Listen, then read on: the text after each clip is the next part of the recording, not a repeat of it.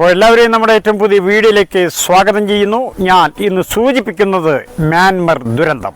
മ്യാൻമറിൽ ഭൂകമ്പം, 10,000-ങ്ങൾ മരിച്ചു വീണു. അപ്പോൾ ഈ ദുരന്തം എൻ്റെ ശ്രദ്ധയിൽപ്പെട്ട ഉടനെ എൻ്റെ മനസ്സിലേക്ക് ഓടി വന്നത് ഒരു പഴഞ്ചൊല്ലാണ്.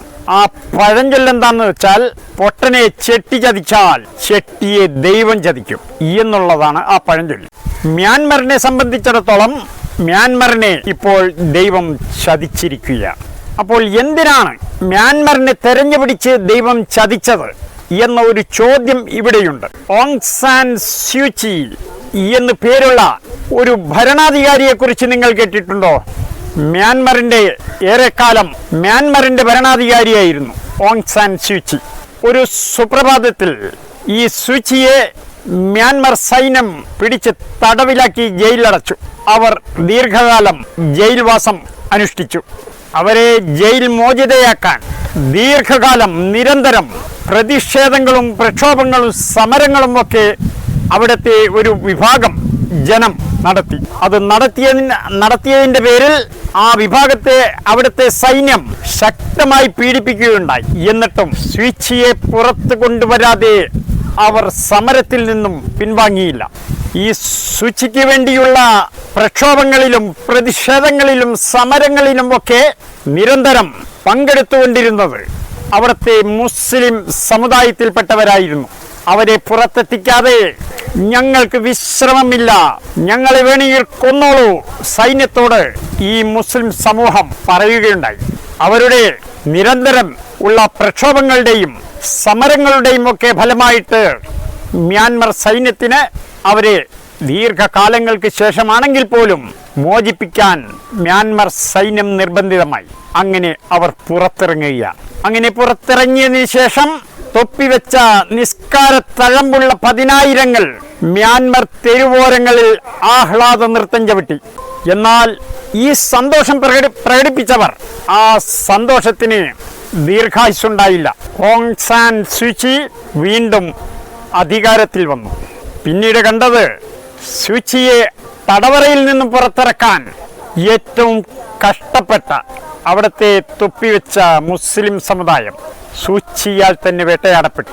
സൈന്യത്തെയും പോലീസിനെയും ഉപയോഗിച്ചുകൊണ്ടായിരുന്നു സ്യൂചി ഈ മുസ്ലിം സമൂഹത്തെ വേട്ടയാടിയത്. അതുമായി ബന്ധപ്പെട്ട് വൻ പ്രക്ഷോഭങ്ങൾ ഇവിടെ നടന്നു. ഈ മുസ്ലിം വിഭാഗത്തെ സൈന്യം ശരിക്ക് വേട്ടയാടി. ആയിരക്കണക്കിന് ഈ മുസ്ലിം സമൂഹം അവിടെ മരിച്ചു വീണു. അവരുടെ വീടുകൾ തകർക്കുകയും അവരുടെ സ്വത്തുവകകൾ കണ്ടുകെട്ടുകയും അവരെ ആ രാജ്യത്ത് നിന്ന് ഓടിക്കുകയും ചെയ്തു. അങ്ങനെ ബംഗ്ലാദേശിലേക്ക് ഇവർ പ്രാണരക്ഷാർത്ഥം അഭയം പ്രാപിച്ചു. ബംഗ്ലാദേശിലേക്ക് ഓടിപ്പോയി. ഇന്നിപ്പോൾ അവർ ബംഗ്ലാദേശിൻ്റെ തെരുവോരങ്ങളിൽ ഭിക്ഷ യാചിച്ച് ജീവിക്കുകയാണ്. പലരും മാറാരോഗങ്ങൾ പിടിപെട്ട് മരണപ്പെട്ടു. സ്യൂചിയുടെ സൈന്യവും പോലീസും ഇവരെ നാടുകടത്തുന്ന പ്രക്രിയയിൽ അനവധി പേരെ കൊന്നു. ആയിരക്കണക്കിന് കൊലപാതകങ്ങൾ അവിടെ നടന്നു. സ്യൂചിയാകട്ടെ വീണ്ടും സൈന്യത്താൽ ജയിലിലായി. അവർക്ക് നൽകിയ നോബൽ പ്രൈസ് അവരിൽ നിന്നും തിരിച്ചു പിടിക്കാനുള്ള ആലോചനയിലാണ് നോബൽ പ്രൈസുമായി ബന്ധപ്പെട്ട അധികാരികൾ. അവിടം വരെ എത്തി നിൽക്കുന്നു കാര്യങ്ങൾ. എന്നാൽ ആയിരക്കണക്കിന് മുസ്ലിങ്ങളെ കൊലപ്പെടുത്തുകയും അന്യായമായി തടങ്കലിൽ വെക്കുകയും പീഡിപ്പിക്കുകയും സ്വന്തം രാജ്യത്ത് നിന്ന് തന്നെ പുറത്താക്കുകയും ഒക്കെ ചെയ്തതിന് സ്യൂചിയെ പിന്തുണച്ച സൈന്യവും പോലീസും അവർക്ക് എല്ലാവിധ ഒത്താശകളും ചെയ്തു കൊടുത്ത മറ്റ് സാധാരണ പൗരന്മാരും ഒക്കെ സ്വാഭാവികമായിട്ടും ഒരു ശിക്ഷക്ക് അർഹതയില്ലേ? അവർക്ക് ചാർത്തിക്കൊടുത്തത് റോഹിംഗ്യകൾ കുറ്റം ചെയ്താൽ ശിക്ഷയുണ്ടല്ലോ. സ്വാഭാവികമായിട്ടും അവർ ഒരു ശിക്ഷ അർഹിക്കുന്നു. ഇവരെ പുറത്താക്കാൻ വേണ്ടി, രാജ്യത്ത് നിന്ന് തന്നെ തുടച്ചു നീക്കാൻ വേണ്ടി ആ രാജ്യത്ത് ജനിച്ചു വളർന്ന ആ പൗരന്മാർ മുസ്ലിങ്ങൾ ആയിപ്പോയി എന്നതിൻ്റെ പേരിൽ തന്നെ അവർ കണ്ടെത്തിയ ഒരു ന്യായീകരണമുണ്ട്. ആ ന്യായീകരണമാണ് എന്നൊരു പേര്. റോഹിംഗ്യകൾ എന്ന് പറഞ്ഞാൽ മ്യാൻമറുകാരല്ല എന്ന് പുറം രാജ്യത്തുള്ള ഭരണാധികാരികൾ മനസ്സിലാക്കണം.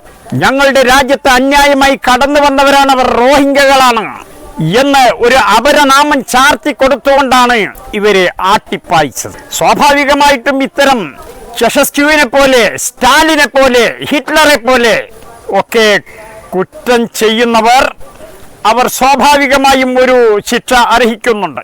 ആ ശിക്ഷയാണ് ഇപ്പോൾ മ്യാൻമറിൽ എത്തിയിരിക്കുന്നത്. ദൈവശിക്ഷ എപ്പോഴും അത് ഒരു മാസായിട്ട് വരും. മനുഷ്യന്റെ തലച്ചോറ് കൊണ്ട് കണക്ക് കൂട്ടി എടുക്കാവുന്നതിലും അപ്പുറമായിരിക്കും ദൈവശിക്ഷയുടെ ആഴവും പരപ്പും. അത് തന്നെയാണ് ഇന്നിപ്പോൾ മ്യാൻമറിൽ കണ്ടത്. ദൈവശിക്ഷ എന്നത് ദൈവം ഓരോ വ്യക്തികളെയും തെരഞ്ഞു പിടിച്ചല്ല ശിക്ഷിക്കുന്നത്. പ്രളയം കൊണ്ടും പ്രകൃതിക്ഷോഭം കൊണ്ടും കൊടുങ്കാറ്റ് കൊണ്ടും ഒക്കെ, കാട്ടുതീയായാലും അങ്ങനെയൊക്കെയാണ് ഒരു സമൂഹത്തെ തുടച്ചു നീക്കാൻ ദൈവം കണ്ടെത്തുന്ന മാർഗങ്ങൾ. അതിൽ നിരപരാധികളും സാധാരണക്കാരും ഒക്കെ പെട്ടുപോകും. ആ സാധാരണക്കാർക്ക് ദൈവം തമ്പുരാൻ സ്വർഗം വെച്ചിട്ടുണ്ട്.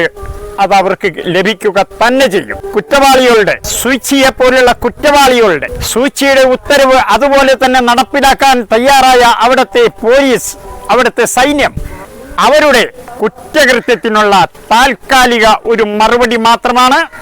മരണാനന്തരം വിചാരണയുണ്ട്.